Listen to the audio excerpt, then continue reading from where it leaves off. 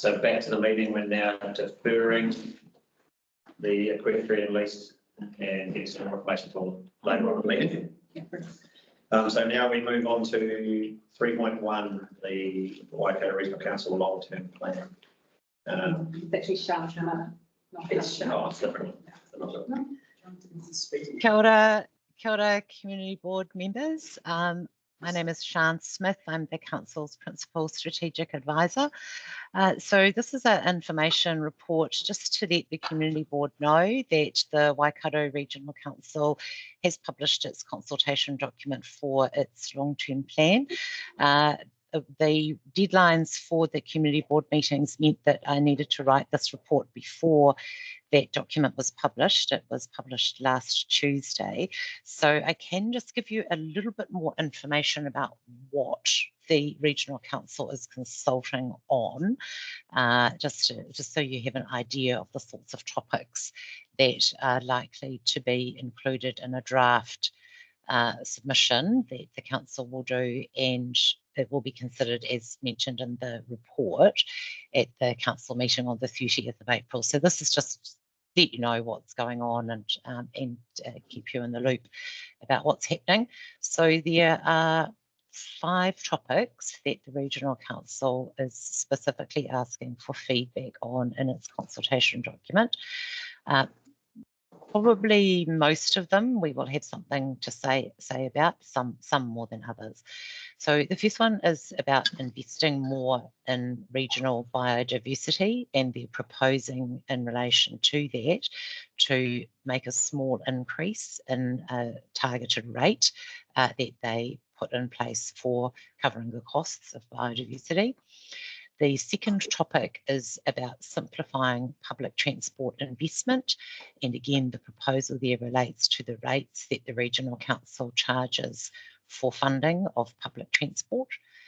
The third topic is about regional economic development. The Regional Council has got a couple of options in terms of how it funds various economic development projects around the region, both generally from a centralised fund, but also they're asking for some specific questions about 2 projects, Te Waka and their eco retrofit program for healthy housing.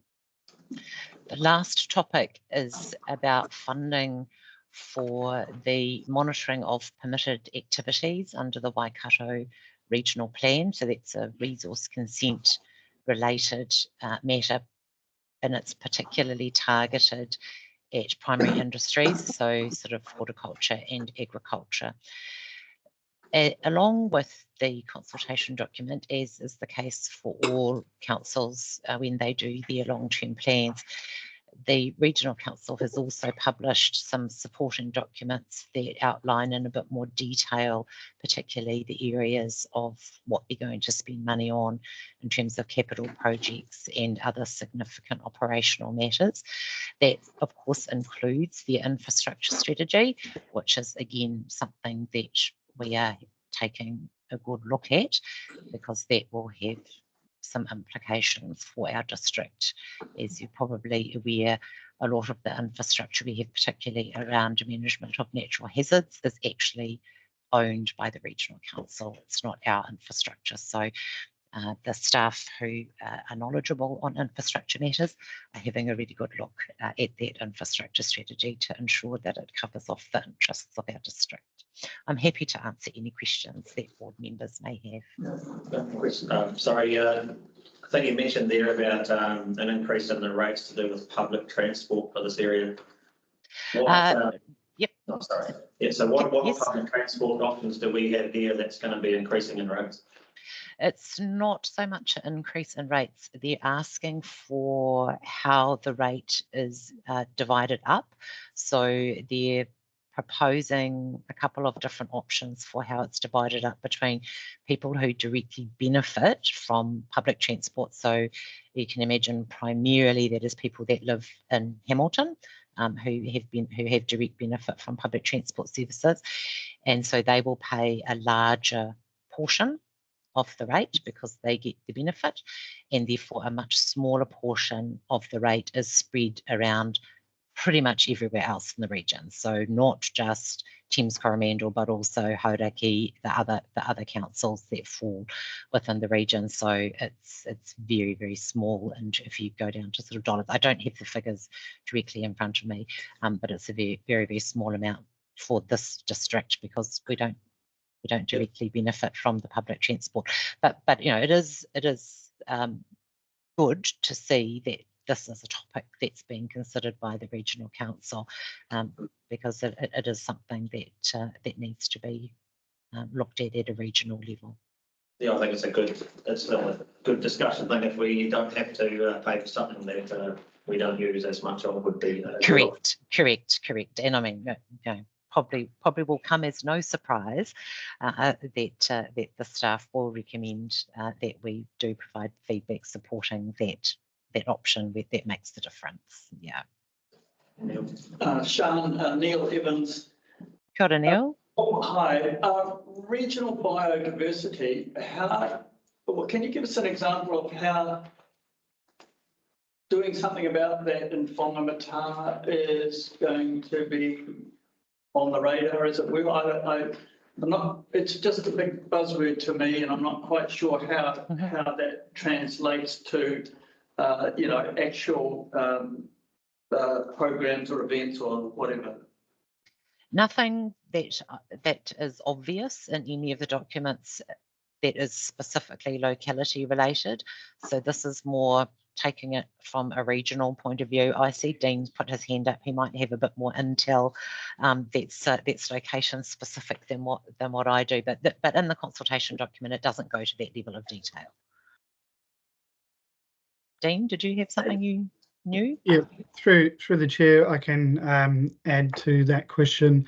So just so you know, I did work for WRC for 5 years, so I'm familiar with the program. What they're looking at is an increase in the natural heritage rate, and so that's basically a fund that people can apply for if you wanted to do trapping at a large scale. Pest plant control at a large scale. So there are a number of groups all over the peninsula that do those types of activities. The Coromandel is particularly fortunate that it has a lot of groups that invest their time in those types of activities. So around Whangamatā, there's lots of small programs that have been underway for a long time. Traditionally, the natural heritage rate has been focused on some of the larger projects, but you know, our submission could include trying to filter some of that down. Wants to answer that one? So, got any other questions? No. Gary, you got anything?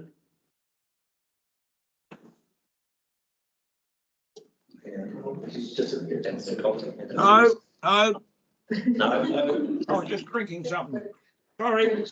Now saying to all the boards, if you want to make a submission, we can make staff available to go through the document, the area managers, and just discuss about those points. Thank you, awesome, thank you. So can we have a move and receive? Yeah. All those in favour? Yeah. All right. Carried. Thank you, members. Thank you very much. So 3.2 social recovery update.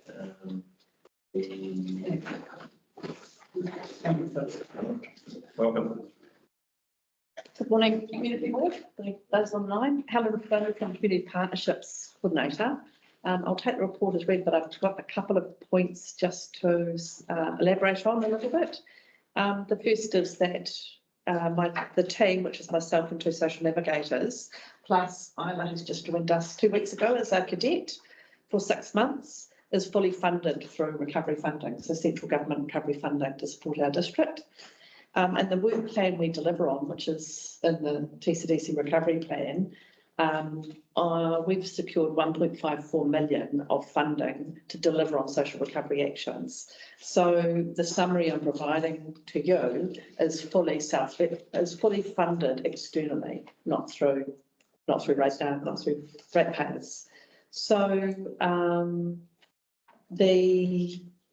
One of the things I wanted to just draw your attention to is there's a graphic social recovery update. And it's just an indication how recovery is still very much active in our area. That 2 weeks ago, the 18 yellow placards increased to 20. So there was Thames Coast, there's a group of properties there where an engineering report was commissioned by Department of Conservation. Consequence of that, there's 2 further yellow placards in place.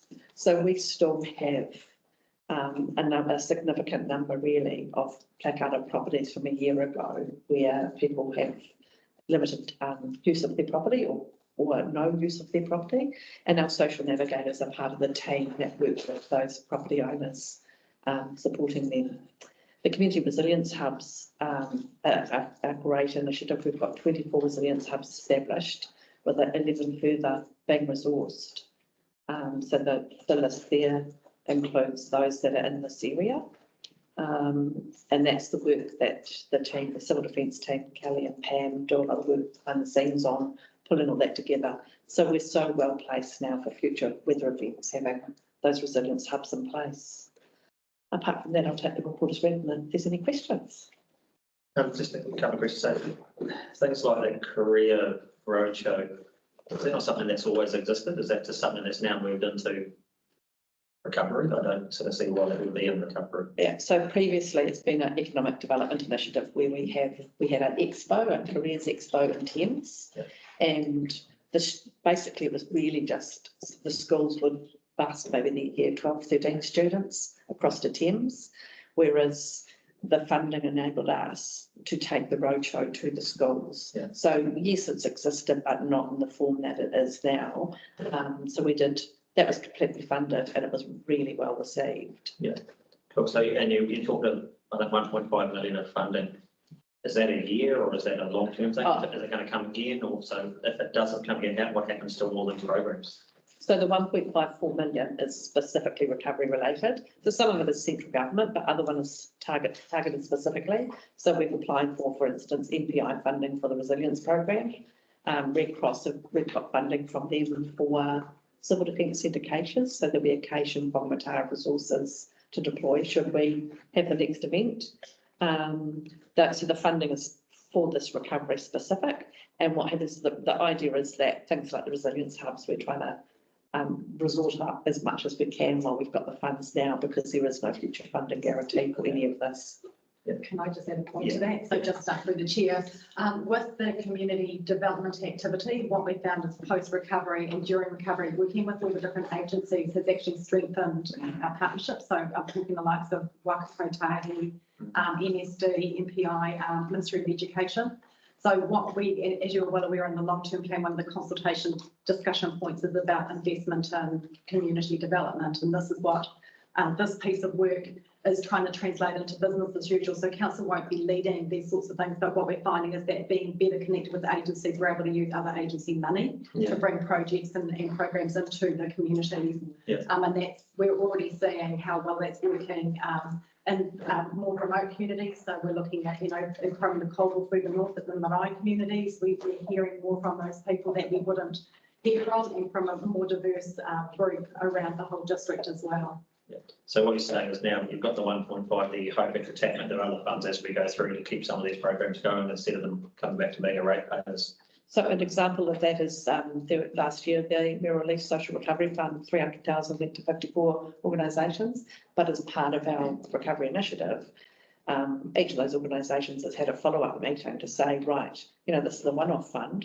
Were you aware of these other funding sources? Yeah. A second example would be working with Marae. A lot of the resources that have gone into Marae have not been funded out of this fund, but we've helped them access funding from the likes of Te Kokiri or Department of Internal Affairs. So it's just staff time sitting down and helping community groups access further funding. And it would, that's the way, that's the future of it really, using other people's money and the community groups as the platform.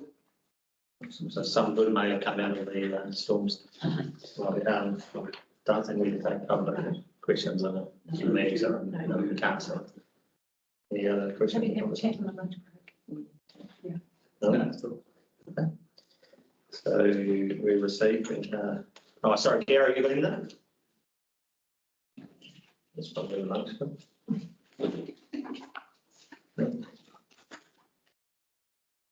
Okay, so we have a mover and seconder.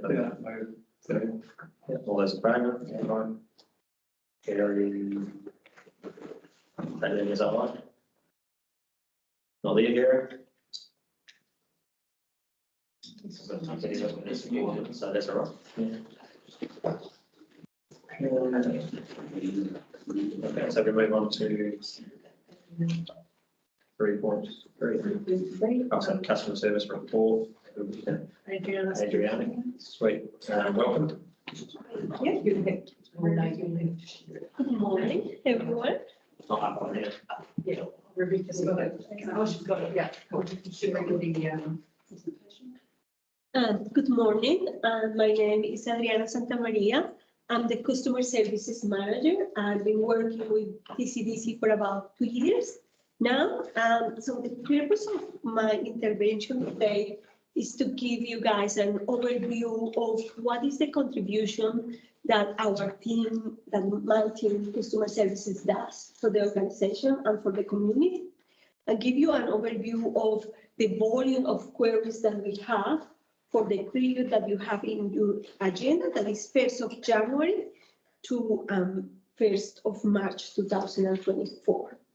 So, and 24. So the first chart that you can see here and here is the total number of inbound calls and RFPs that we receive during this period. So as you can see, we have a team who are able to reply 80% of the calls and queries at the first point of contact. It requires to have a team who have a great knowledge across all departments and are able to have a prompt response to the customers who call or log an RFPs. So January is a peak period for us because we are still on holidays. So we have a large volume of RFPs. So in total, we have 2,082 calls and RFPs logged. In the next chart, so how we receive, I start with this. So we receive the queries, our team as a receiving officer receive all the queries through these channels. Website is the people who load the RFPs to our website. Front desk, the people who visit all of our area offices. Call center from phone, and also for emails. We receive around 500 emails a day or more sometimes. So in emails, we process 5,448 emails for this period. In our next chart, you can see the foot traffic breakdown by offices. So normally the highest service volumes that we have is in Whitianga and Thames office. In Whitianga, especially for the peak period in January, but the pattern during the year is the same. We have 50%. If we move to the next chart, please. In the next chart, you can see the percentage of the people who visit our offices. So Thames have 27%. Our AA services that we have in Thames is 23%. Whitianga 26%. Whangamatā 15%. So normally Whangamatā is during the year is 13 and 15%. Is the fluctuation of foot traffic in this office, in this area. And Coromandel is between 8 and 10% during the year. It's our smallest office. AA, we, for the whole district, we have one services for all the license and requirements with the transport agency, who is 23%. So you can see that it's a high volume of demand that we have from our customers. So we are running the initiative with the AA, with the transport agency, to ensure they provide these services in a more permanent basis for Whangamatā and Whitianga offices. At the moment, they provide mobile units twice a month. However, that is not enough. So our community has to travel to fit to Teams offices to have for the kids who needs to renew the license. For the elderly population, they have to travel to Teams to have the licensing, and also for the people who requires for their work special licenses. So what we have sent this initiative, we have sent a letter to the agency to require that they can provide more permanent services, and the community doesn't have to travel to Teams specifically. So we waiting for the response for the agency, transport agency. If we move to the next chart, in the next chart, sorry. So, sorry, could you please pass on here? Yeah. This is the breakdown per word of queries that we have. So if we, sorry, we'll go here. So in the breakdown per word, because January is still a peak season for us. So the highest office with the queries, this is only in terms of RFS's log, and the highest office, the highest queries that we have were for Mercury Bay, following by things, Whangamatā Community, Tairua Pauanui, and Coromandel Town. The highest volume of RFS's was 1,115 RFS's. In Whangamatā specifically, we lost 724 RFS's. In the next chart, you can see the top 5 departments per word.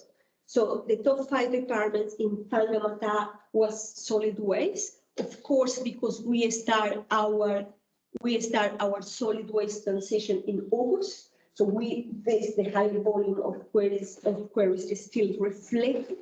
At the moment, right now, the volume becomes normal. But for this period, solid waste is still the highest. Water services, regulatory, parks and reserve, and land memorandum, which is the link report that we provide to the customers.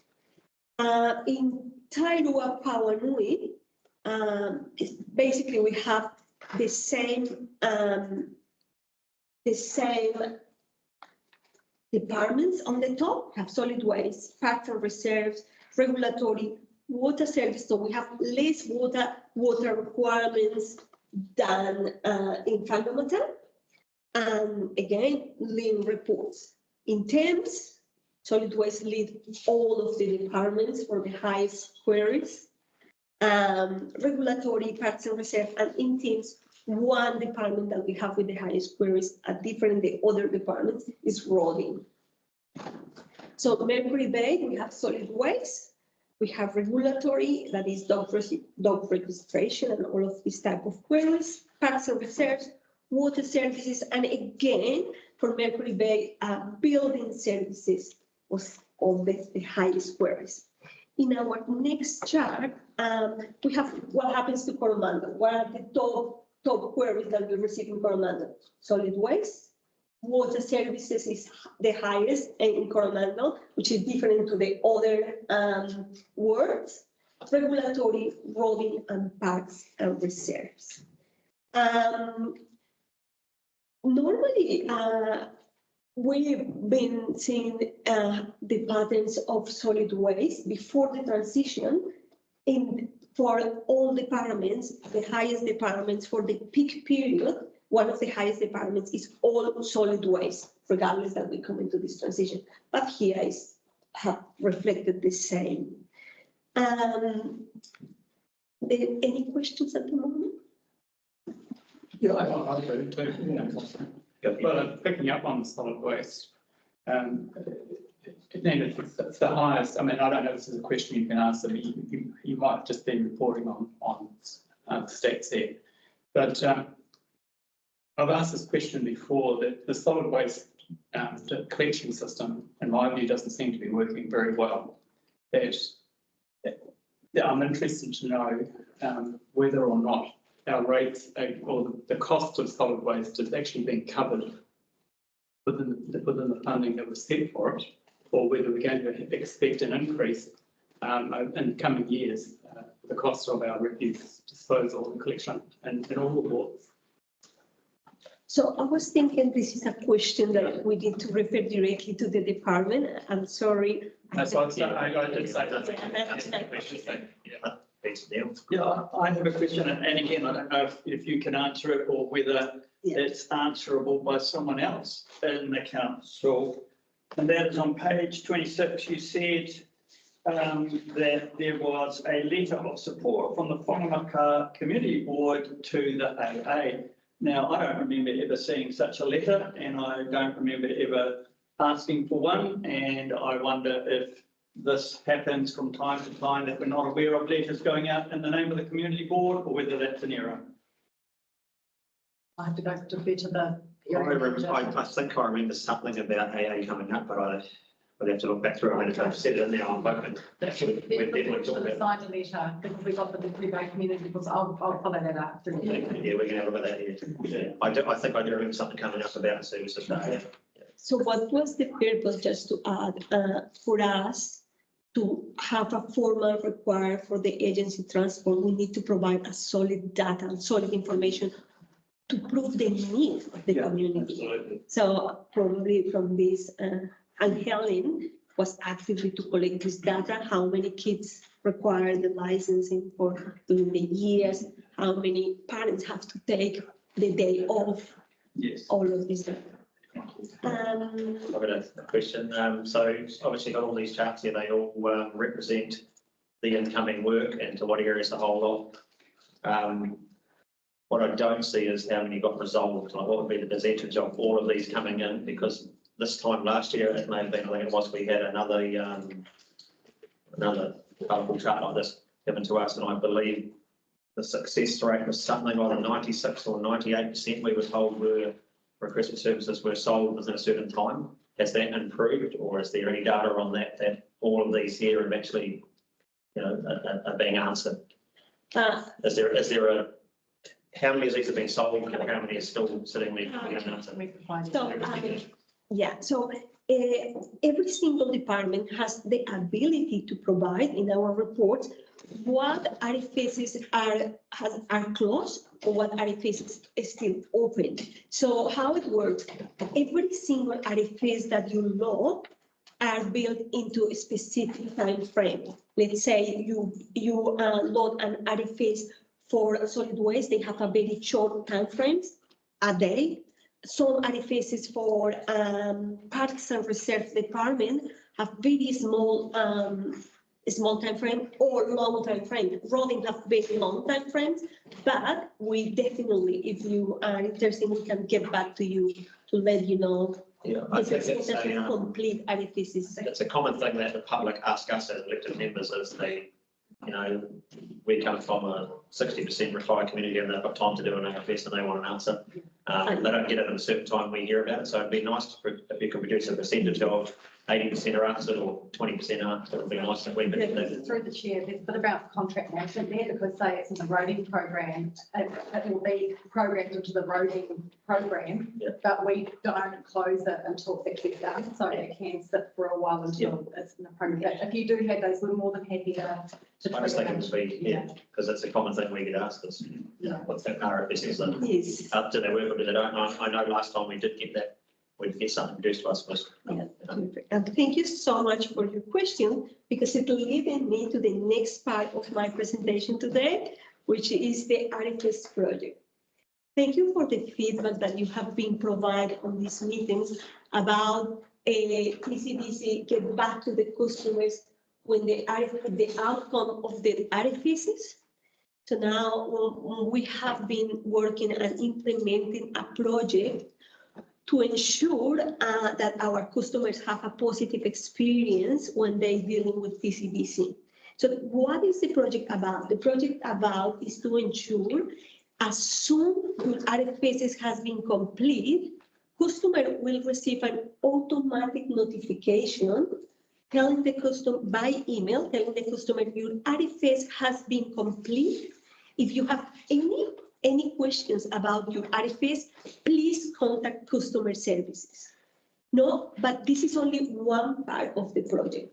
The second part is an educational plan to ensure the RFSs, the community knows how to load an RFSs, and also every single RFS, as soon as they has been complete, they have a clear comment on what happens to the RFS. Let's say someone called Parks and Reserve that a tree needs to be removed for certain area. So your RFS say the tree has been removed on 9th of April at 10 p.m.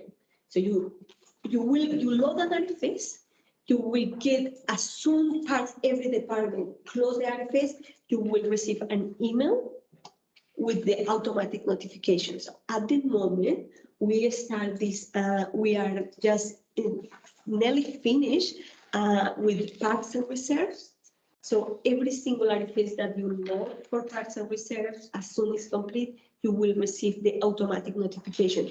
As you can see in this wheel, so Parks and Reserve, then we move into roading, then water services, solid waste, regulatory. So the time frame to finish what we're aiming for is to finish these automatic notifications across all departments at the end of July this year. It's a very ambitious goal, but we're trying to achieve as much as possible. Also, we have a meeting, an educational plan with our contractors. As you know, some departments like Parks and Reserves, roading, water services, and solid waste work with the support of contractors. So we are working with them with the educational plan to ensure they have a high quality of closing RFPs. So we will be able to tell the customers what outcome they want. Some customers, as you can see, if you have been loading RFPs, there is the possibility you want the outcome, you want to know the outcome of these RFPs. Some customers don't want to know, but the customer who wants to know the outcome of the RFPs will receive this notification. That's a good idea. And then you put it on a frame, that's what we can ask if people can do it. Well, then hopefully it'll catch some data so the next time around you'll be able to tell us how well it's working. Of course. Any other questions? Mark? Gary? No? No, I heard it yesterday as well. Thanks. Okay, and we have a mover and seconder to receive the Thank you. All those in favour? Right. Thank you. Right, so we move on to the CAPEX work program. Yep. That's already there.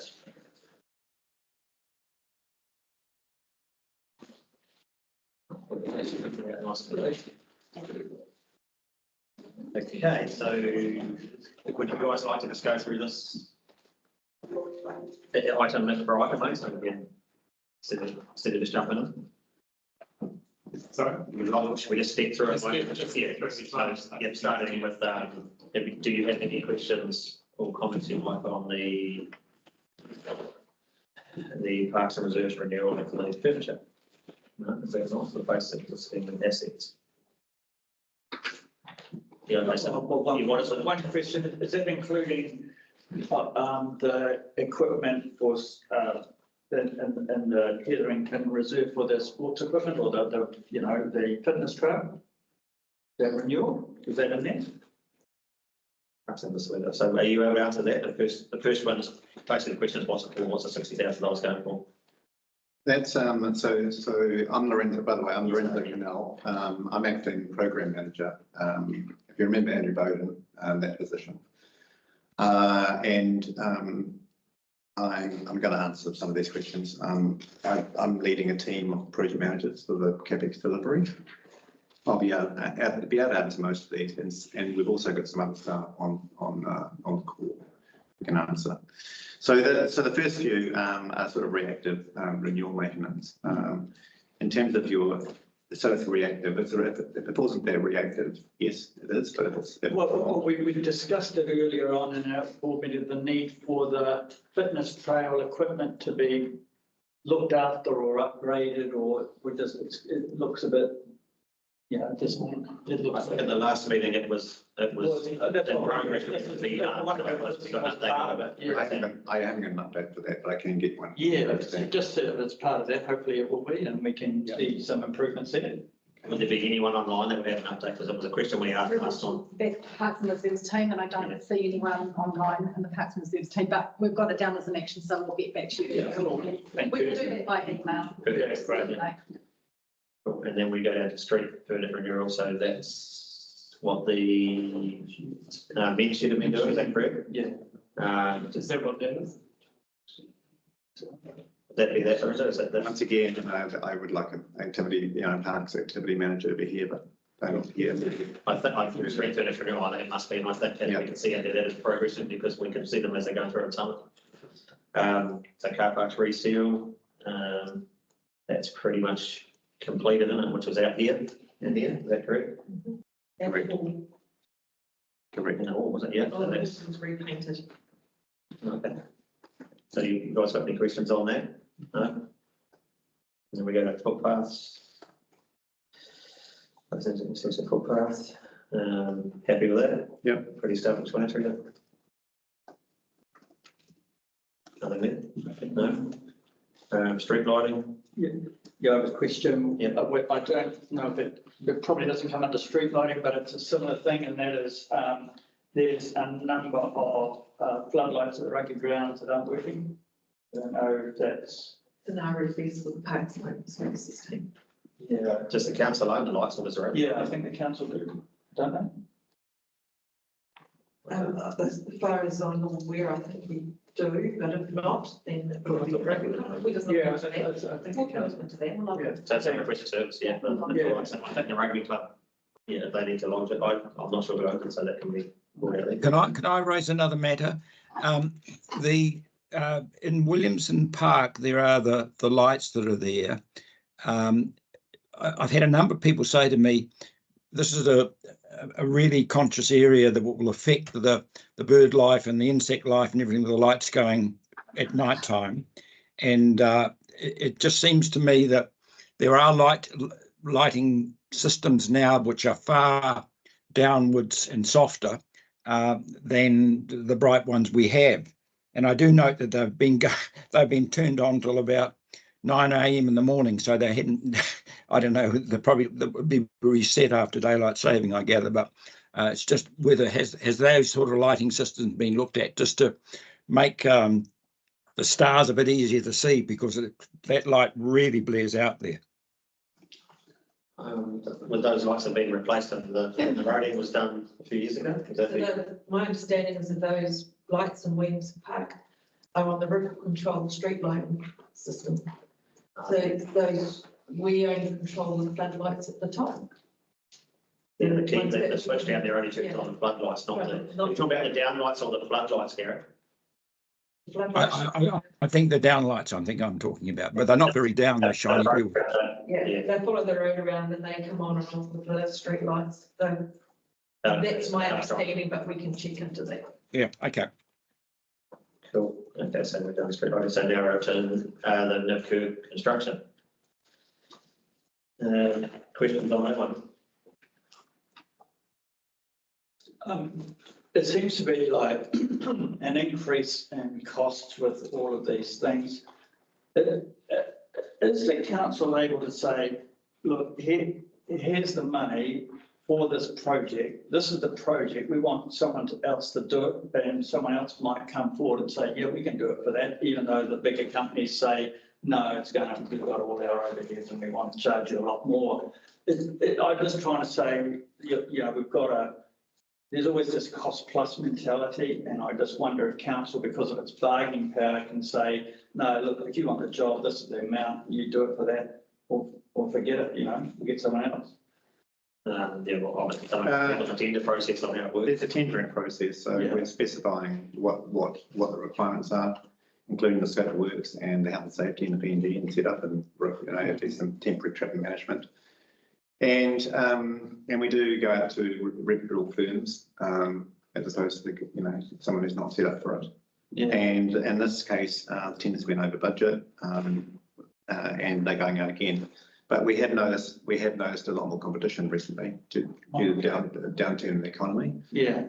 So I think you'll see some volatility in prices, and it could be in the other direction. Right. So when this data came in over budget and now it's getting retendered, is that for the same scope of works or is that for less works? I believe through. What they'll do is they'll scale it back. Yeah. Because usually when you put it out to tender again, you go down to the same scope, you'll get the same answer. Yeah. Generally. Yeah. But we do live in a pretty volatile market. So you wouldn't know, so the 685 is the budget, but you don't know what might get scaled back to how many jobs it's on the 10 point. These must have gone out, of course, for less work, is that correct? Correct. Yeah, they'll be going out at the moment for less work. So we don't know what's dropping off or I how much. don't know the exact schedule. Okay. Cool. Any other questions on that one? Gary, you got anything on that? Yeah, well, I know Terry tried very much to try and the problem is if with the delay, then suddenly the prices have gone up and we just keep going around in circles. It's unfortunately we can't pin them down to stick to a price, but yeah, it's a bit sad. Yeah, so if we could we put a time frame on that? Tenders are out now, but do you know when they close and when we might look at start of a job roughly? So it says approximately now. Yeah. So they must be closing very soon. And then they're going straight into it. Okay. So the intention is to get complete by the end of the financial year, which is 30 June. Okay. So we might see something in our next meeting. I believe so, yeah. Job started, the job Yeah. complete, but yeah, okay, very good. Anything else on the pyramid? No. So the centre decorations, replace one. We're happy with that? Yeah. That's how it works, huh? Yeah. So below is complete. Yeah. Definition. No, yeah, of course, yeah. Okay, and then the stormwater improvements, convert existing pond into wetland and add low level outlet. Can we have someone to speak on that? Okay, let's work up Brett Houston, the activity manager, online. So I'll pass him over because he knows more. I know the delivery objectives and what we're doing. Yeah. However, Brett's going to be closer to details. Perfect. Welcome, Brett. Through the chair, community board members and other staff. To take you through the stormwater improvements project, it is a multi-year project. We had money allocated in the 21-31 budget, of which we are proposing this year there is only a $900,000 fund available. To utilise that money, we are working on the Whangamatā Williamson Park pond area. It is a key area for us to manage stormwater that comes down Williamson Road. The pond area has had a variety of issues over the years where the water level stays high for a long period. It also becomes stagnant and we get algae growing in there. We have gone through multiple iterations of what we can do to improve that stormwater, including talking with WRC. The concept design that we have worked through is that we will treat the stormwater as it arrives into the pond with some quality improvement devices, there's stormwater defenders.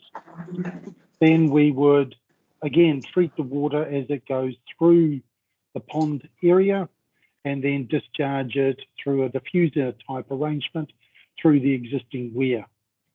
Now, we've spoken with WRC. They are never very descriptive or prescriptive in what they do. They've indicated to us that the stormwater improvement devices are not adequate in themselves. We need to look at additional ways of cleaning the water before it goes out to sea, and therefore they support, and I strongly emphasize the word support, us in installing a wetland through the pond area so that it no longer pools for long periods, and it provides a secondary quality improvement of the sediment. It will catch the sediment before it goes through the revised design of the weir and then goes out to sea. Okay. I've just got one question. So just to step back, you're talking about treating the water in and out. Can you just give us a basic thing of what that means, treating it, and explain what a wetland is? Is that trees? Is it what? Okay. If this catches the silt, I remember, I think it was last time we were told problem was you were catching the silt and not cleaning it out enough. Is it still something that you're going to catch the silt, clean it out, or is it now trees? Can you just explain the basis of how it works? Through the chair, the water that comes down through the stormwater system has sediment in it. That comes from going over land, going off road. It has, you know, small contaminants, etc. in it. Also has little bits of rubbish. What we need to do is treat that water. We are required by WRC to provide a quality improvement system of that water so that we retain or clean out the sediment and contaminants before it's discharged. That is what we call quality improvement. Now there's a device, a vortex type device, that the water will enter in a manhole, spin round, and the heavier products will drop to a containment device in the bottom, and the water will proceed. The other version of doing this is to use a wetland where a sediment goes into it, and the wetland plants consume the nutrients. They feed off the nutrients. At times you still need to clean out if there is a large sediment load there. That is what we are proposing to do. But the design of this is also that if we get a peak storm event, the pond will fill up again. The pond area will fill up, but it will quickly dissipate so that we no longer get ponding in there for months at a time.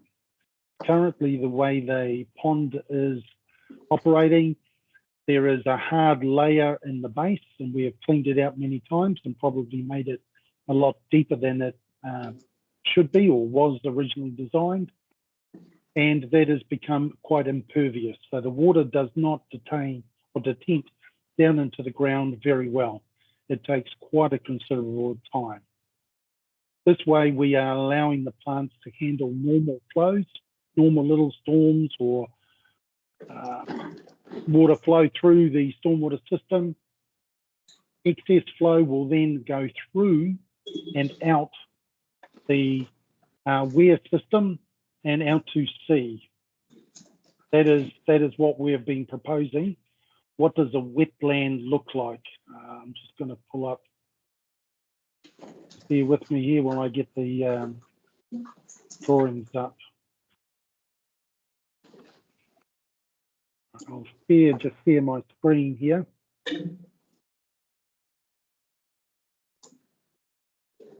Can you see that? Yeah, not very. All right, that is the current pond arrangement. So the black outline is the current pond. Yeah, this is the pond just in here, and these are the contours going out to the weir system out near the right-hand side. That weir system goes through, the water goes through Gambian bags, which we believe are probably full of sand and very difficult to clean or impossible to clean. Excess water overflows those bags and goes out over the weir and out to sea.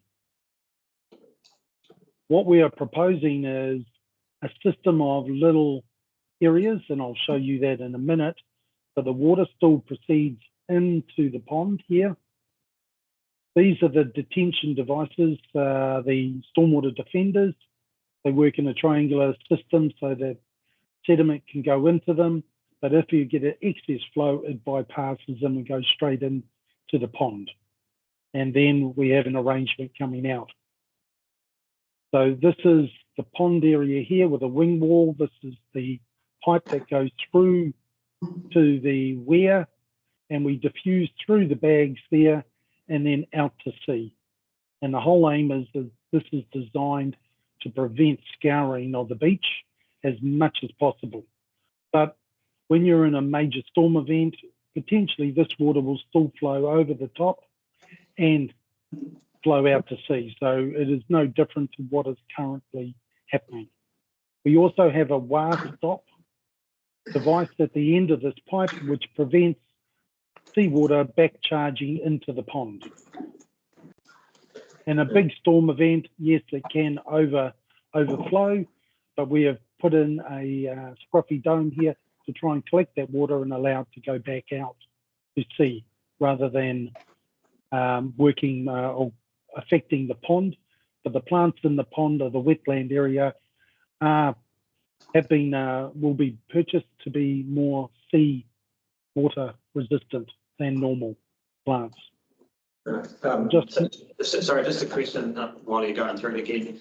You just said then that the weir and everything were working exactly the same format. Was that not the issue when the weir height was so high that the drain at the other end was blocked and water couldn't come through? So how is what you're doing preventing that happening again? So I'll just make this a little bit bigger. What happens at the moment? Bigger again. What happens at the moment, this area here is Gambian bags all the way back to the pond. So as the water rises, it flows through the Gambian bags, which is just, you see them on the side of the road, a steel mesh frame with rocks in it. The water flows through there and then detents into the ground. So water will flow from the bottom of the pond down into the ground, and they would flow through these bags into the ground. So you're replacing the weir? Yeah, we are changing those Gambian bags to a pipe system. We leave the front of the weir the same. And that means we do not need to get a new resource consent for this work. WRC is saying you substantially are leaving the structure of the weir the same, so no change to the consent conditions are required. We allow the water to enter this pipe and then dissipate through a smaller section of Gambian bags and then flow out to sea. Okay, so that's normal operation system. So when we're in a flooding situation, it would that's the way the flood will work. What you will find is, and I'll just use this here, under normal operation, a small storm, the water will come through the pipes, go into the wetland, and then sink into the ground, detent into the ground, or the plants would absorb it. Okay. When so you get a storm event, the pond to be empty most of the time then for this picture? Well, it's a wetland. It will be wet underfoot. There'll be water. So not like it is now? No, nothing like it is now. It will not be a pond. It will be a wetland, and I'll show you a picture of a wetland. But when the storm event happens, this water level will rise. And that is what we've seen. It actually overflows the weir. There's so much water coming in. In this case, it will go along this pipe and then discharge out through the weir. So it will not be retained in the pond. We've had water sitting in here for months. In a major storm, you'd be confident that it wouldn't lift up enough to go over top of the weir and block the inlet. So that's what you'd achieve from this? Well, in a big storm event like we had last year, we can expect water will still overflow the weir. We had about 100 mil of water overflowing the current weir. We could expect that in a huge storm event, but most of the water will still be going through this device and going out through the weir. Yeah, so I understand that, but I mean, what I'm trying to get at is, from the information we've received earlier, was once it overtops the weir, it means that the drains block at the other end. Are we not going to be in exactly the same situation with it? No, the part of the problem was that the pond fills up and you overflow the weir, the water cannot go into the ground quick enough. So the pond acts as a huge blockage, if you want to call it that. This way, the water will quickly go through here and dissipate out through the weir a lot faster than what we've ever had previously. So this is a new way of getting rid of the water quicker, but still not scouring out the beach. Okay, cool. So just one other question. I'm not sure if you've been in the meeting the whole time. We've had members of the public and the ratepayers saying that Yes, I have. they've not been aware of this in their That's all right. consultation I'll periods. answer those questions in a few minutes, but you wanted to look at what is a wetland. This is an example of some wetlands in Auckland. So you can see there is a little bit of surface water. There's a lot of plants, etc. The aim is to make it more usable. We would have more usable area potentially on the banks. We would camber the banks, but this area is not a recreational area. It is a wetland. So So would that if be someone similar walks to through Island there, View? they will get wet. Would it be The similar water to will go Island up View? to the knees. Sorry? Would it be similar to what's at Island View at the moment? Is that a similar situation? Island View is more of a, I suppose you call it dry pond. It's typically dry until you get a storm event and then the water sits in it and then slowly detents into the ground. If you're talking about in the dune system by the car park, that is completely different. That's we've not been involved in that because that's more to do with the roading, drainage, etc., going out of there. But that little pond behind, we would like potentially to do something similar to this.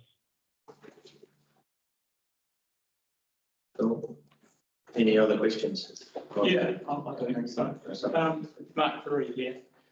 Just looking at the wetland, my experience with wetlands, they need a fair amount of maintenance and looking after, and if the beginning high silt loads coming through, then you are going to build up your silt in there. The plants aren't going to deal with them by themselves. So the question is, what sort of maintenance program or program of works comes with this design to ensure that that is all looked after and operating? All right. The way this is designed is that this first receptacle area here is where most of your sediment will dissipate because we build little barriers to slowly clean the water as it goes through. We would expect that potentially we would need to clean this out once a year, once every 2 years, maybe. It really depends on how much sediment is collected in those quality devices further back by the road. So we may see some sediment build up in here. These plants, there may be some replacement of the plants on a regular basis, depending on what happens in that area. But overall, it's a lower maintenance than what we have now. These plants will look after themselves. They will take the nutrients out of the sediment. And overall, we think it's, this is not a special design, by the way. This is a standard wetland design that is used in many, many locations throughout New Zealand. We are not designing something special for Whangamatā. We're taking a bulk standard design and applying it here because we believe it is a better solution for the community to have a wetland area than having a pond that stays full of water for potentially weeks or months. So I'll just supplement that answer, just to get the explanation. So with these ponds, to maintain them, you're right, you don't dig out the whole pond. So in terms of standard wetland ponds, you have what's called a four-bay pond. So it's where you capture a majority of your sediment, and that's where you concentrate on regular removal. The remainder of the pond, it doesn't need much maintenance at all. That's how you can do it. The other thing that was introduced in the concepts was the thing called a WA stop. Probably nobody knows what that means. So it basically means a non-return valve. So you can either have a flat valve, like the coastal discharges have a sort of swinging flat valve, so the tide will come back, non-return valve, and there's just another system called a WA stop, which is basically inside the pipe, it's like basically a duct bill, sometimes they call it that, and it closes when the water tries to get in and it lets the water out.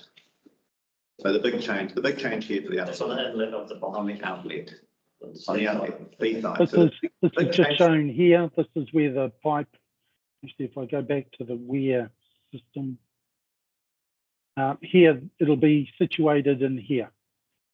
So it's just think about it. The water, the sea can't come back in. That's essentially what that is. And the biggest change here is having a pipe to discharge the first until you get the biggest storm. It'll continue, but then it'll overtop. So most of it you won't see. It'll just go through the pipe and dissipate into the gabion baskets. I think last time the sea actually was coming over top, though, wasn't it? I mean, I get the pipe thing. Yeah, I drink It's not really good, all people are, it's designed to suit events, and then also, the stormwater, the reticulation system gets overwhelmed, everything gets overwhelmed. So it's not going to solve extreme events. Brett Neil Evans, I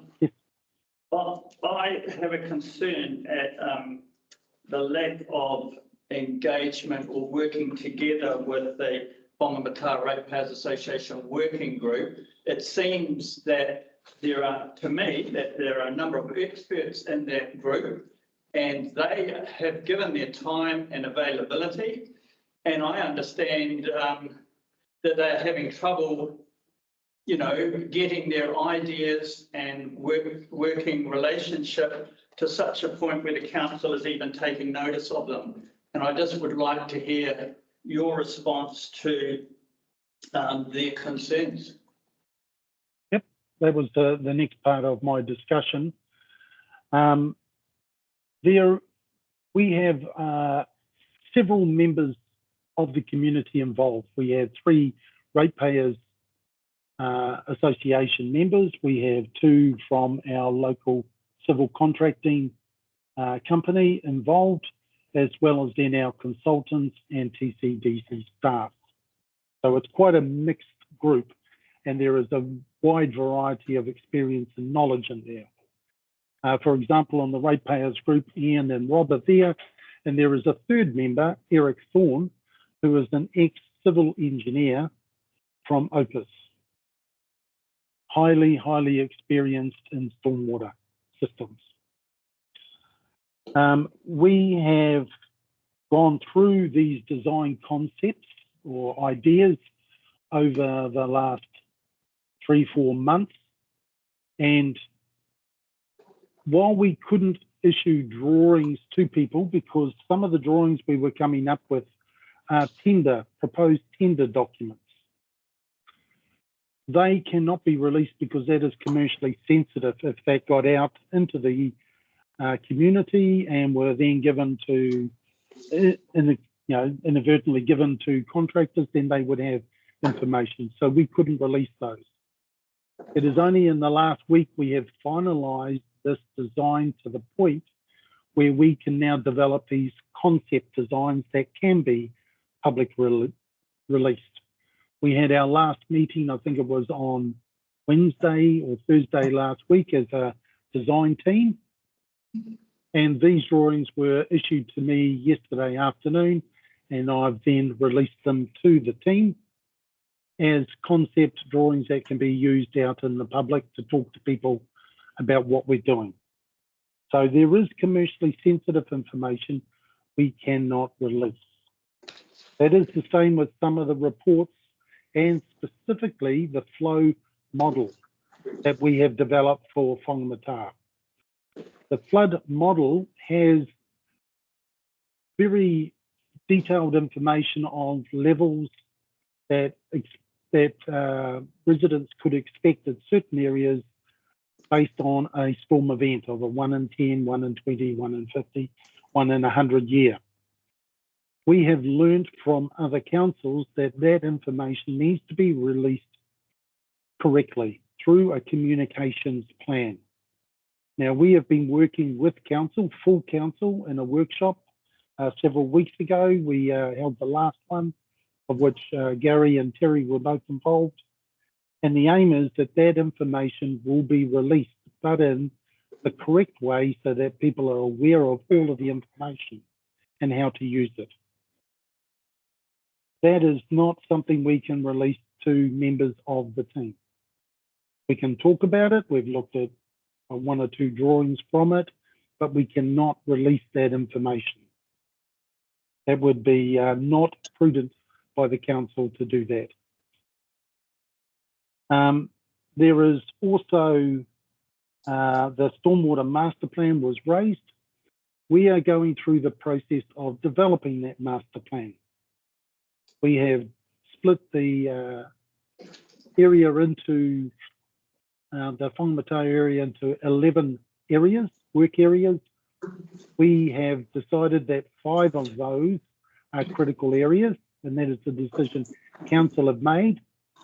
And we had our first site visits with the community group last in mid-March, and we've got another session planned for the 19th of April, where we are walking around those areas, looking at the 10 potential options, for example, in one area that would be beneficial to managing stormwater.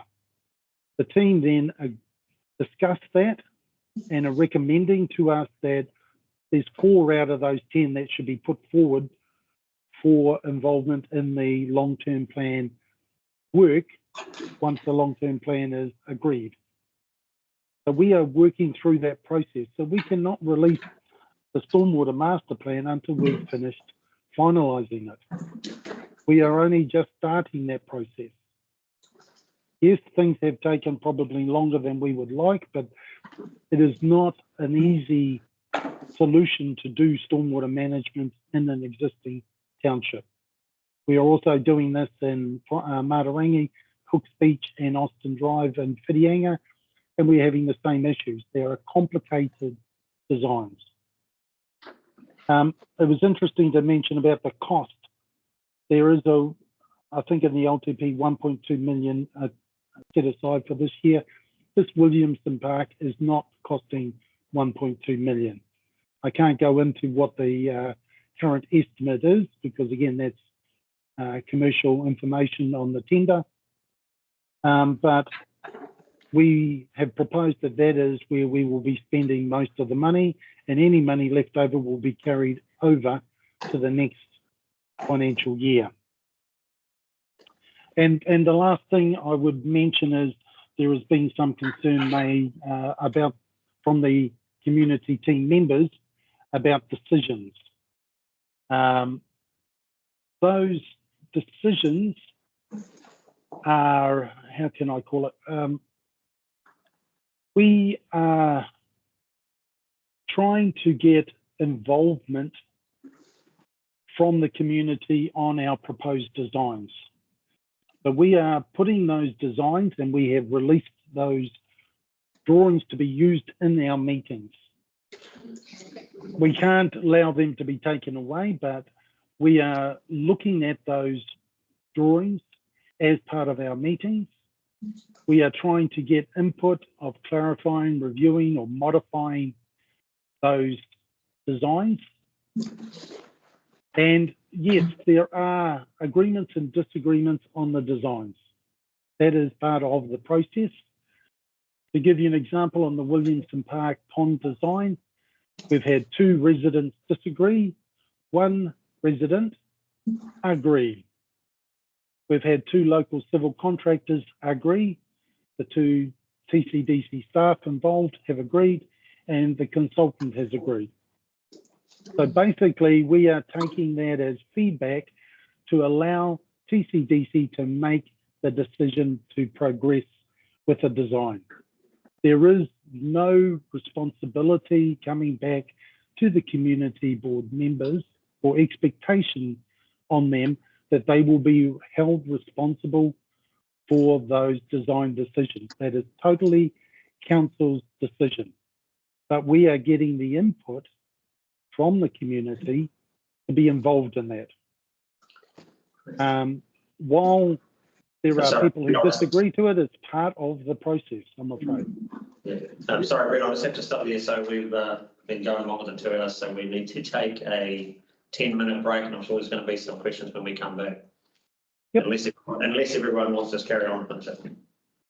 Can resolve to continue if you wish. Are you guys happy to just finish this now?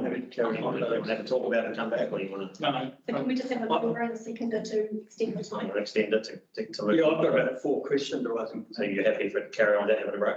I don't mind when you carry on. I just want to ask the 4 questions now or later. I don't mind. Yeah, I think we should just, okay, so do you guys move it to go through it? I'll move to carry on the meeting. I see. Okay, so, sorry, Brett, so we've got a couple of questions here from Neil. Is it you that prevents the releasing of earlier reports, or is that further up the chain, as it were? Oh, look, there is certain information that is commercially sensitive that we can't release. No, I'm talking There about are flow models that we can't release. Or whatever. Look, there is the ability to release some information, but I need to get direction from above to be able to release that, because it is not information we would normally release to the public. Who's above? That is my boss, Mo Imitaz, and then up to the CEO. Okay.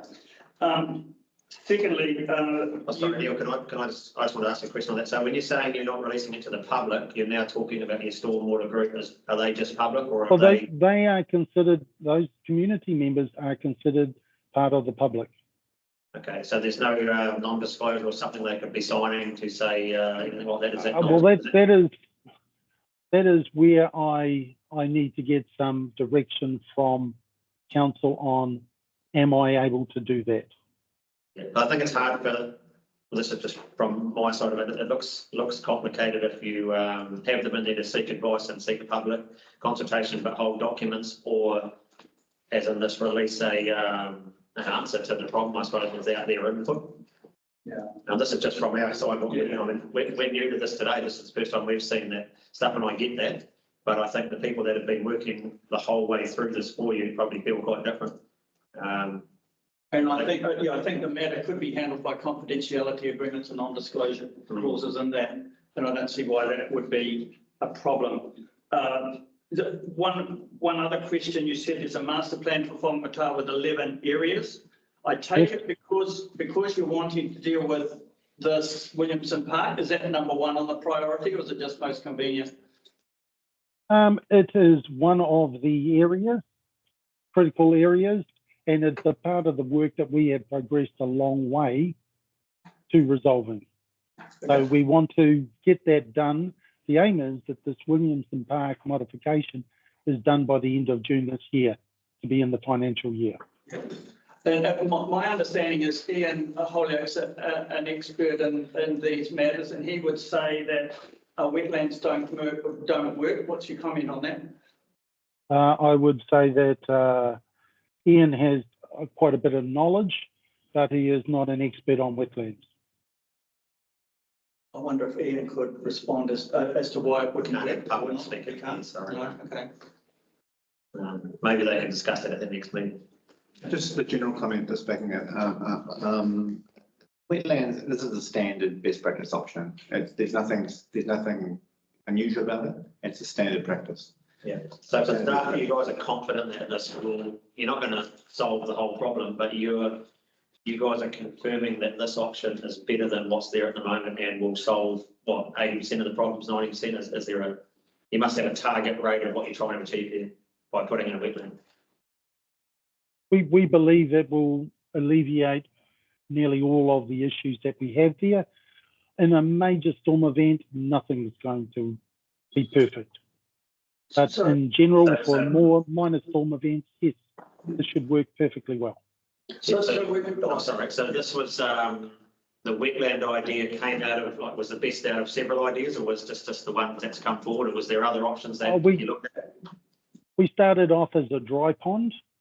So we were looking at putting in soakage devices that would be under the ground. So the water flowed across the land area or the pond area and then soaked down into devices. But that was prohibitively expensive and potentially wouldn't provide a good structure underneath, a strong structure that you could drive something over. So we decided there were other options. We've looked at how do we get that water to the weir system. We decided that the best way going forward was a wetland, and some of that came from discussions directly with WRC. Yeah, okay, so what you're saying is the staff have decided that wetlands would be the best option Yes. to alleviate most of the problems of Williamson Park. Yes. One supplementary question on it, if I can, is that this wetland, what impact does that have in reducing actual flooding to actual houses further upstream, like in Mary Road or somewhere up there? All the flooding streets. Yeah, is that supposed to alleviate that somehow? This is supposed to get the water that's coming down Williamson Road from the collection points upstream, Yeah. and allow it to be quickly handled through the pond area and out to sea. At the moment, the water comes down and sits in that pond until it starts to overflow the Gambian bags and go over the weir. Yeah. The water cannot dissipate or detent, as we call it, into the ground quick enough. This allows water to be transported in a storm event over the top of the wetland and out to sea. So we should find that the water will not stay in the upstream network as long as it currently does. And as a result of it moving out, it doesn't back up and flood further upstream. Is that what you hope to achieve? Well, that is the aim that would happen, but in a major storm event, we can't design for 100-year events. We are trying to get rid of the water as quickly as we can, but we cannot design a system that will handle every major storm event. No one designs for 1 in 100 years in their piping designs. Typically, they design for around a 1 in 10 year flow. But just to be clear, the a planted wetland is a water quality device, and the component that deals with the water capacity is the redesign of the outlet. Yeah. Okay, so you talked about the wetland and the redesign of the outlet. Is there any thought or anything being put into where the water enters? Like, let's say, I know previous meeting talked about entering from the Golf Club, which was a new outlet put in years ago. Is there any work being done there? Are they working to the capacity? Could they be bigger, better, or is it just the outlet that we're focusing on, not where the water all comes in? I believe that some of the issues, like with that drainage point in the start of the golf course, the water is staying there because it can't get in to the network and go out through Williamson Park. So that's what you reckon we're trying to get the water to flow through, and while you may get ponding, it will not be there for long. Okay. Now, we talk about a lot of nuisance flooding that can happen on people's properties. The fact is they may end up with 100 mil of water on their grass area. If that only stays for a matter of hours, that's what we would term nuisance. If it stays there for months and months and months, then that is a way more serious problem. We are trying to allow that water to drain through the system and out to sea as quickly as possible. Yeah, but the catchment device that you're using for the weir and that is only on the inlets, that's not going to help someone's front lawn in another road, is it? It depends on how long the water stays on their front lawn for. But does that, someone's front lawn water would not end up in Williamson Park, or am I missing something? Well, if they're on Williamson Road and it drains onto the road, remember the roads are the main transport medium for stormwater. So water will go onto that and then go into the drainage and away. Okay. So my point is that at the moment you're focusing on the inlet, the weir, but there's nothing. But the long term domain obviously stretches out to where the water comes. No, that is where the stormwater master plan. The stormwater master plan is focusing upstream. Okay. So there is a lot of thought obviously put into the inlet of where it all comes in, not just the outlet. Yeah. So once again, you can do a lot of work upstream, but if you've still got the same restriction at the bottom of the bottle, it doesn't matter how well you handle the water flowing into the top of a bottle, you've got to get rid of it at the bottom. And that's what we're trying to do with Williamson Park. Any other questions?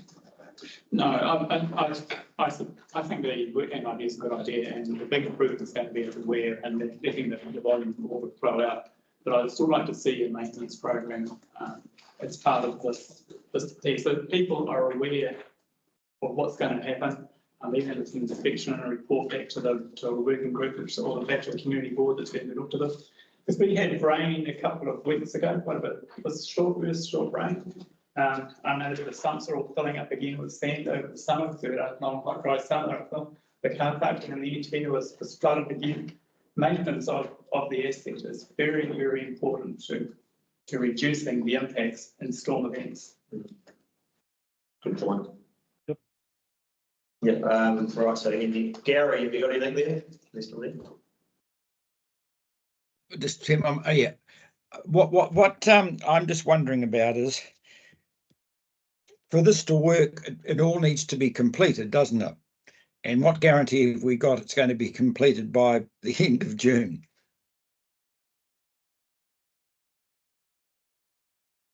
Renzo, do you want to? I'll answer that. Yeah, that's my area of delivery. So our intention is to finalise it's been called concept drawings, but the tender documents that have just been prepared go out to tender very soon, the next couple of weeks. And it's an ideal job. It actually is one of those jobs that can be done during the winter period because of the nature of the material, the sand material. And it's also outside the peak period, so it's sort of an ideal time rather than doing it in the middle of summer. So until I honestly got a few surprises during this meeting, the intention was to finalise the documents, invite reputable and experienced contractors with an emphasis on keeping it quite local and getting prices in, competitive prices, and going to procurement, signing them up and getting on with it. Another question is, if it's not completed by June and it has to flow on, because that's the end of the financial period, the money will still retain to be the 1.2? Yeah, we will be carrying over the surplus into next financial year. So if it's not finished, we'll be applying to carry over the money, and then that's the intention. So if they go into July, that's the situation. They're going to complete the contract, but it depends on how long this process for the engagement it takes. But if the engagement has been done and we've got the professional advice from the consultants, which is backed by staff and the activity manager, where the project manager and my team are in a position to deliver very quickly, go out to tender in the next couple of weeks. So Gary, you might know more about that. At the end of the financial year, if the money is there, how does it retain? Is it voted by councillors, or does it start to do it, or how does that work? Basically, staff apply for a carryover. And staff Goes to council. It goes to council. Then it goes to council authorisation. But it's a multi-year program. So it's like There's no guarantee that they'll. There's no guarantee. I'm not council, but typically they would get approved. Well, that's obviously Gary's department. Any more questions, Gary? No, it's something that Brett contacted me because of the Williamson Park, friends of Williamson Park who were involved, and I've just sent what you sent me last night off to a few of those people. But I suppose it's in the end there's one of our group that is actually a civil engineer and has worked on stormwater. I'll be interested to see what he says. But the others, a bit like me, you think you can juggle until you throw them in the air. So, yeah, okay. So have we got any more questions? Rightio. So can we have a mover and a second to receive the? We have some other stuff. Yeah. Let's go to the next page. Sorry. Right. Sorry. Yeah. So now we're on to harbour cycle pedestrian access. Yes. So that is in green and yellow. Orange. The scope of works is That's the one previous. webpage. It's just a carry on from the last one, this page. That green. Oh, so okay. Yeah. Okay, so any questions on the cycle pedestrian access? Says we're going to get a report. Uh-huh. I can give you one. I'm ready to give you one. So my understanding from Kathy Trentham, who's one of our project managers, is that in the previous meeting, she came to the meeting with a report with 3 options, asking for direction, with a recommendation to do nothing at this stage. And the advice or the direction at the meeting was to go away and get some costings and report on those. So I've reported in this Capital Works program status report that we'll do that verbally.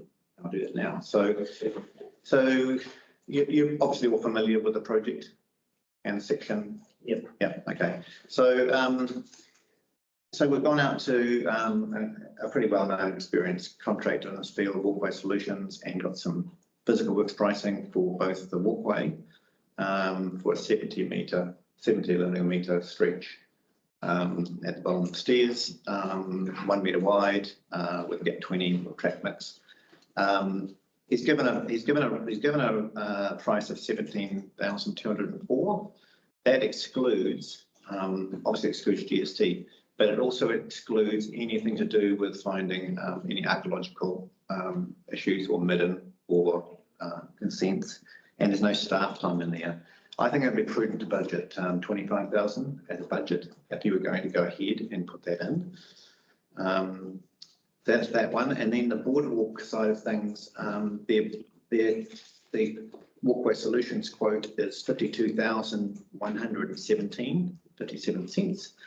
Once again, it doesn't allow for if they find within archaeological sites or staff time. So I would round that up to 60,000 as a budget.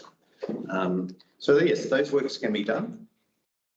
So at this stage, we just asked the staff are after some direction of whether or not we do nothing as was recommended in the report, and I can answer any questions to do with that, or we do the gap 20, or we do the boardwalk. There is a carryover budget from last year of 80,164, of which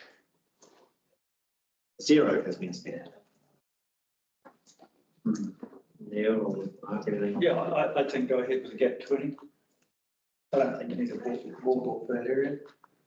It's just a fact, isn't it? So this is the one we walked with. I just disclosed that in my capacity as a consultant, I wrote the report 4 years ago for the whole track. Yeah. And I've got some advice from there. My advice in there was to do nothing. I wouldn't do anything but maintenance. However, it's not going to, putting the next step up is putting in some gap 20. The next step up, putting boardwalk in it, is a bit overkill. Yeah. Yeah, so we need what's your any comments on it? Right. I think just some maintenance study up with get 20, just that, it's fine, but no boardwalk. It's track in the bush. Correct. It's a bush track, that's what I mean. I remember when we walked it, that's what we thought it was, and I wasn't sure where the money needed to be spent and what improvement you get by spending money in there. It's always just going to be a walk in the bush. So technically, in terms of the dock areas and the walking instructors handbook, it's classified as a day walk, and it's a walking track, and that can range between a width of 0.8 to 1.6. It's 1 metre wide. There's that small section. There's nothing apart from this routine vegetation clearance on the sides. There's nothing that really needs to be done to meet that classification, and it's contiguous with the vast majority is the dock reserve, which is not being upgraded. Because if you get 20 certain bits of it, then there's possibly the maintenance on the gap 20, it washes out to us, then on us at the end. Is that correct? If we put it in there, we have to maintain it. Yeah, you do. And all I'm saying is that it may be focused on maintenance, and the capital works project It's actually, I mean, obviously we're asking for direction, but I would give professional advice to say, as I said in my report, it's actually not really warranted unless you're doing the wider track and you're doing it all contiguous and joining it and join up. But that's a much bigger project that helps. It's not really a project line, it goes to Freedom Place and then comes down to, it's not, I don't think it can be joined onto an existing. No, It goes from one to. it's a carryover budget from the larger project that got truncated.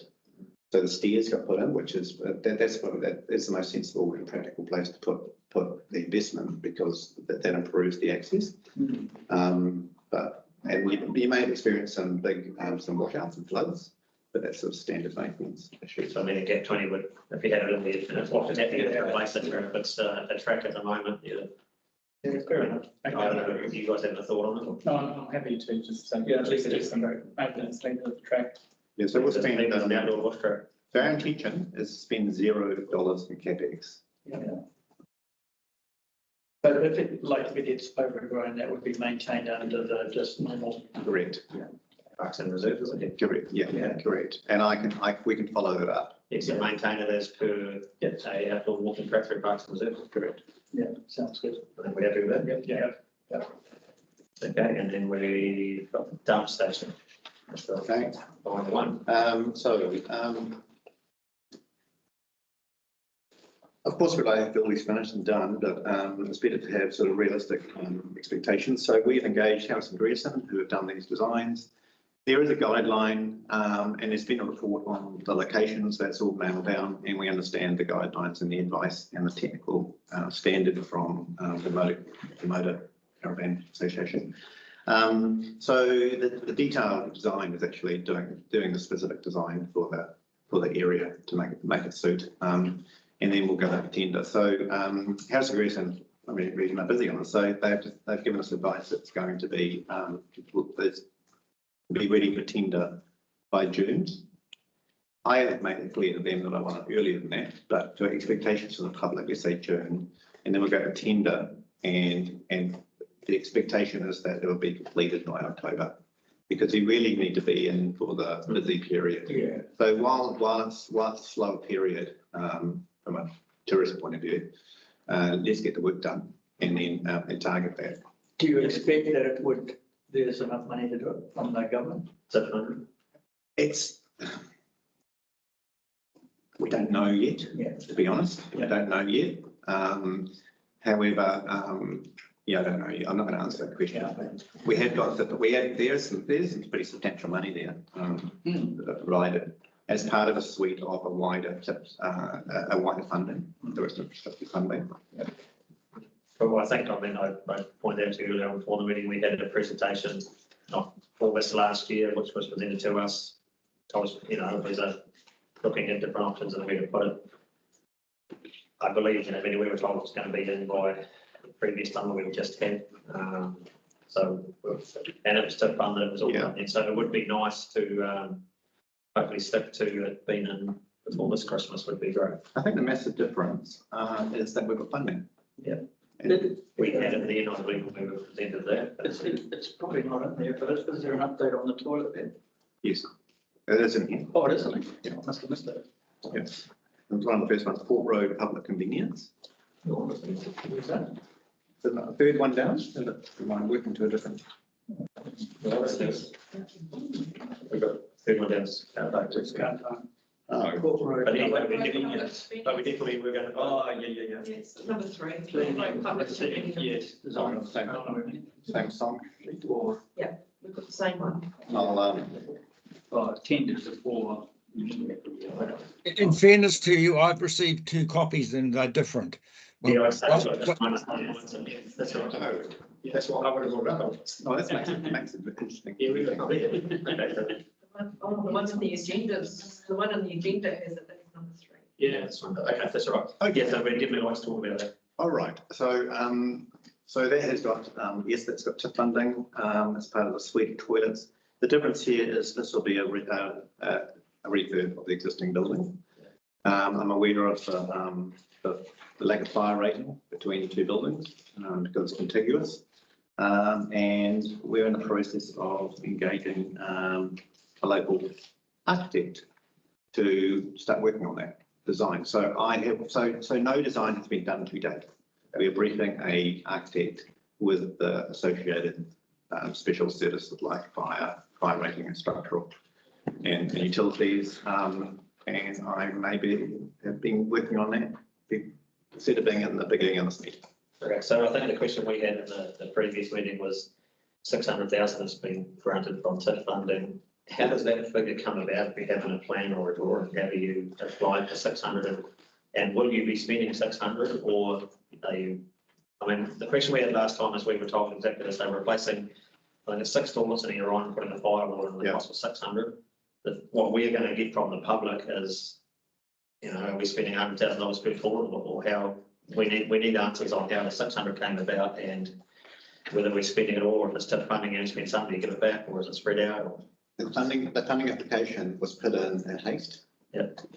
With the knowledge at the time, and 600 was earmarked for this toilet.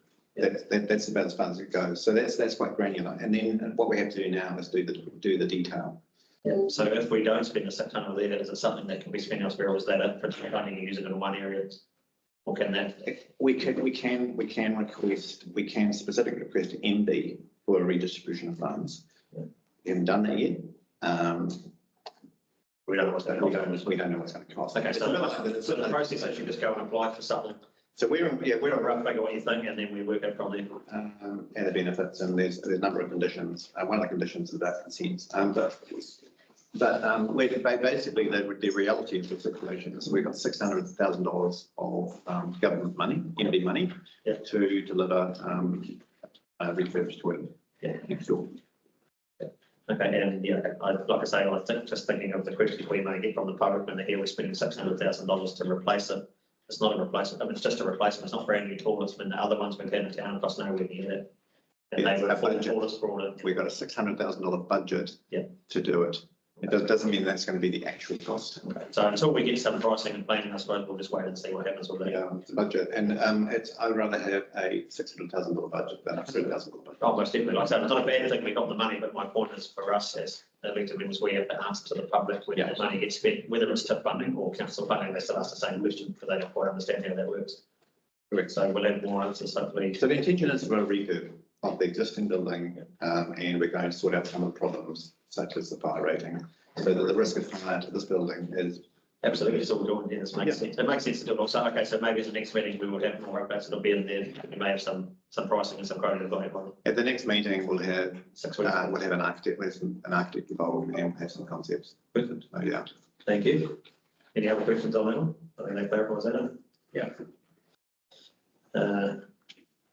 Nothing else we've missed since we've got 2 different ones. Okay. Okay.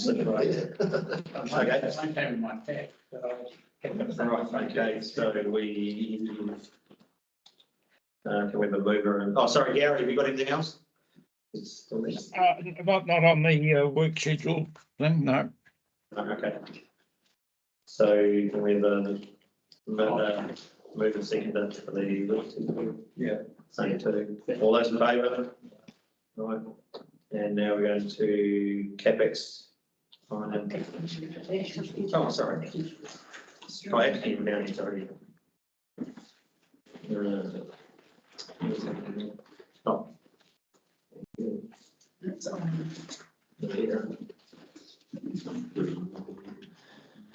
Okay, any questions following on that one? Well, there's some reporting that seems to happen through this. I just on the first point, I want to push that in further.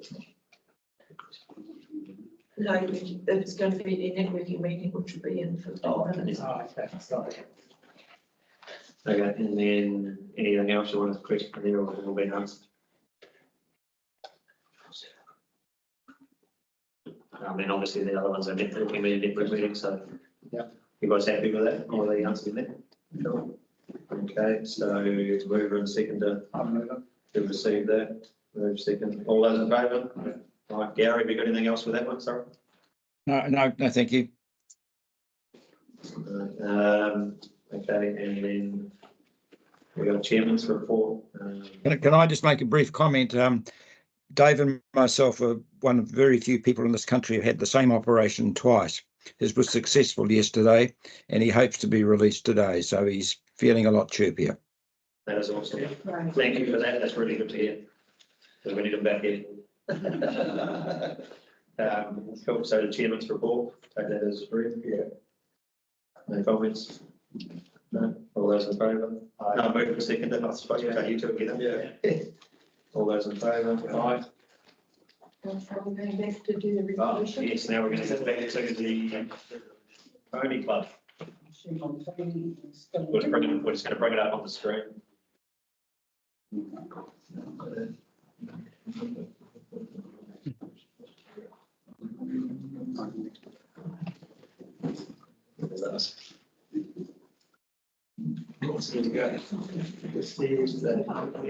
That's the number one where received is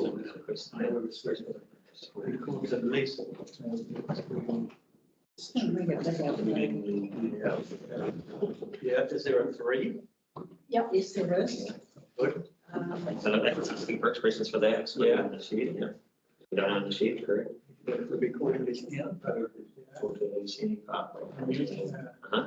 Yeah. Any expressions on what? Yeah, that explains it all pretty well, I would assume. Yeah, that's good. We got there.